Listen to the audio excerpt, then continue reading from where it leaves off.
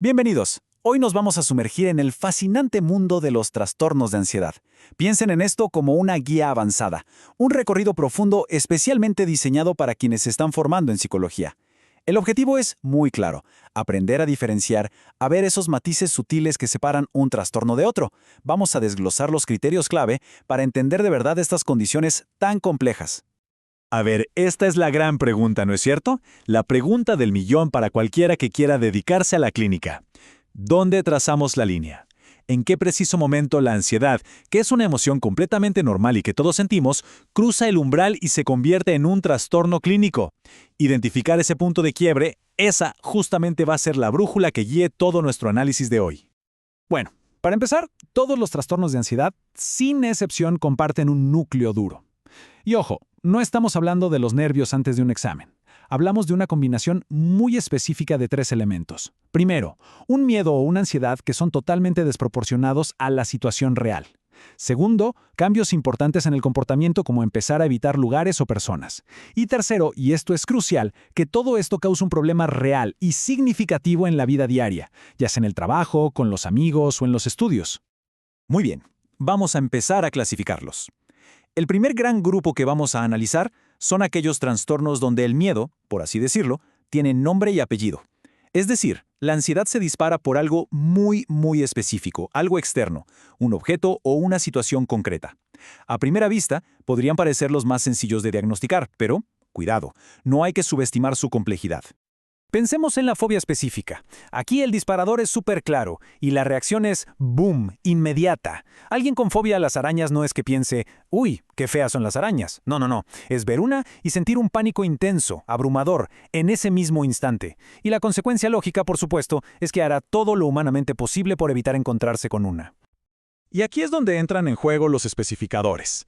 Es súper importante prestarles atención, porque no son solo para ponerle una etiqueta más a la fobia, son herramientas de trabajo. Nos dicen con precisión a qué le teme la persona, y eso, créanme, es oro puro a la hora de diseñar un plan de tratamiento efectivo. Ahora, pasemos a la agorafobia. Hay un mito muy extendido que dice que es el miedo a los espacios abiertos, y no es exactamente así. Es mucho más amplio.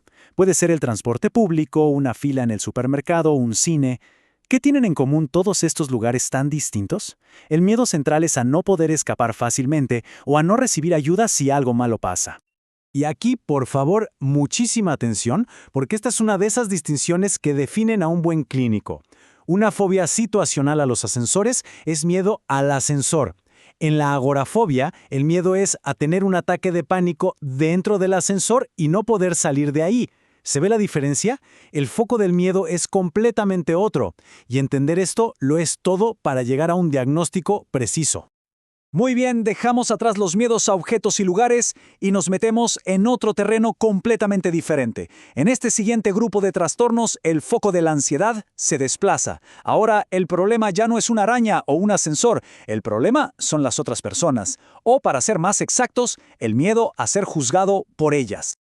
Hablemos del trastorno de ansiedad social, que muchas veces se confunde con simple timidez. Pero no, esto está en otra liga completamente. No es ser un poco introvertido. Es un miedo que puede llegar a ser paralizante en situaciones tan cotidianas como mantener una conversación, comer delante de otros o ni hablar de dar una presentación. Y todo gira en torno a una idea central, el temor a ser juzgado. Exacto. Esta frase lo resume a la perfección. Es el motor del trastorno. Lo que de verdad aterroriza a la persona no es la interacción en sí misma, es el ¿qué van a pensar de mí? Es el miedo a ser el ridículo, a ser humillado, a que se rían, a ser rechazado. Este temor a la evaluación negativa es el corazón del trastorno. Si se quedan con algo de esta parte, que sea con esto. Luego tenemos el trastorno de ansiedad por separación. Y aquí, otro punto importante, tendemos a pensar que es solo cosa de niños, pero los adultos también pueden padecerlo. La clave diagnóstica es una angustia que se sale de toda proporción al pensar en la separación de las figuras de apego o una preocupación constante, casi obsesiva, de que a esas personas importantes les pase algo malo. Y con el mutismo selectivo es fundamental que algo quede muy claro. No es que la persona, generalmente un niño o niña, no quiera hablar por rebeldía. Tampoco es que no pueda por un problema de lenguaje. Es que, literalmente, no puede hablar en ciertas situaciones sociales por un nivel de ansiedad altísimo. Es el clásico caso de alguien que en casa habla por los codos, pero en la escuela no emite ni un solo sonido. Bien, demos otro giro. Ya vimos miedos a cosas concretas y miedos de tipo social. Ahora vamos a un tipo de ansiedad que es diferente. Aquí ya no hay un disparador tan claro, tan específico. La ansiedad es más como un ruido de fondo constante, es más interna, más difusa y, sobre todo, muy persistente. Exacto, el famoso TAG o trastorno de ansiedad generalizada. Aquí las palabras mágicas son excesiva y variada. A diferencia de una fobia donde el miedo se enfoca en una sola cosa, en el TAG la preocupación es como una mariposa que va saltando de flor en flor. Hoy es el trabajo, mañana la salud, pasado el dinero, después la familia. Es una preocupación crónica, casi un estado mental permanente y muy, muy difícil de frenar. Y ojo, que esta preocupación constante no se queda solo en la cabeza. El cuerpo también la siente, y mucho. Para poder hacer el diagnóstico en adultos, se necesita que estén presentes al menos 3 de estos síntomas físicos. Es una condición que literalmente agota, te deja exhausto, mental y físicamente. Ahora, el trastorno de pánico. Y aquí, por favor, vamos a ser súper precisos. Una cosa es tener un ataque de pánico, que es un episodio puntual, una ola de miedo terrible que sube muy rápido, y otra cosa muy distinta es tener el trastorno de pánico. El trastorno implica que esos ataques se repiten y sobre todo aparecen de la nada, de forma inesperada. Haber tenido un ataque de pánico no significa tener el trastorno. Esa distinción es vital. Y vean esta lista de síntomas. Nos da una idea bastante clara de lo aterradora que es la experiencia física de un ataque de pánico. La persona siente que se está muriendo, que le está dando un infarto, que está perdiendo el control o se está volviendo loca. No es una exageración, es la percepción real en ese momento. Es una experiencia visceral, brutal. Y con esto llegamos al verdadero corazón del asunto. Lo que define al trastorno de pánico no son tanto los ataques en sí mismos, sino lo que viene después, el miedo constante a que vuelva a pasar. Es lo que se conoce como el miedo al miedo. Esa preocupación es la que lleva a la persona a cambiar su vida, a evitar lugares, a dejar de hacer cosas, y ahí es donde el trastorno realmente se instala y causa problemas. Bueno, llegamos a la parte final, y esta es quizá la habilidad más importante que se debe desarrollar en la clínica, el arte del diagnóstico diferencial. Hay que pensarlo como un trabajo de detective. Antes de poder afirmar esto es un trastorno de ansiedad primario, tenemos que estar 100% seguros de que los síntomas no vienen de otro lado. Por ejemplo, la ansiedad inducida por sustancias o medicamentos. Aquí la clave es buscar la conexión temporal y fisiológica. ¿Los ataques de pánico empezaron justo cuando la persona comenzó a tomar un nuevo medicamento? ¿La ansiedad aparece siempre después de consumir cierta sustancia o durante la abstinencia? Si podemos establecer esa relación de causa y efecto, entonces la causa es externa. Y fíjense en esta tabla, es muy ilustrativa. Diferentes sustancias tienen diferentes efectos. Un exceso de cafeína, por ejemplo, puede imitar a la perfección los síntomas de un ataque de pánico.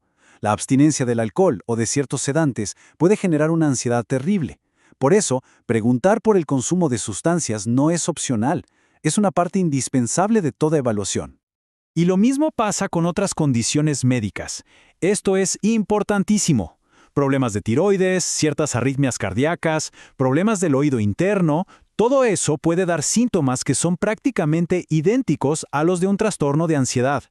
Por eso la regla de oro es siempre, siempre, siempre descartar primero una causa médica. Y para terminar tenemos estas dos categorías que son como comodines diagnósticos. Son súper útiles en la práctica diaria. Otro especificado se usa cuando vemos claramente un problema de ansiedad, pero por alguna razón no cumple al pie de la letra los criterios de un trastorno en particular, y nos permite explicar por qué. No especificado es más para situaciones de emergencia, donde no hay tiempo o información suficiente para un diagnóstico completo, pero se necesita registrar algo. Y quiero que cerremos con esta reflexión. Hemos pasado todo este tiempo hablando de criterios, de etiquetas, de diagnósticos, y todo eso es fundamental, es nuestro mapa. Pero nunca hay que olvidar que detrás de cada criterio hay una persona que está sufriendo. El objetivo de este sistema no es ponerle un sello a la gente, es darnos un lenguaje común para entender mejor lo que les pasa y poder ayudarles de una forma más efectiva. La pregunta que siempre debemos hacernos es, ¿cómo usamos todo este conocimiento no para etiquetar, sino para comprender y aliviar el sufrimiento humano?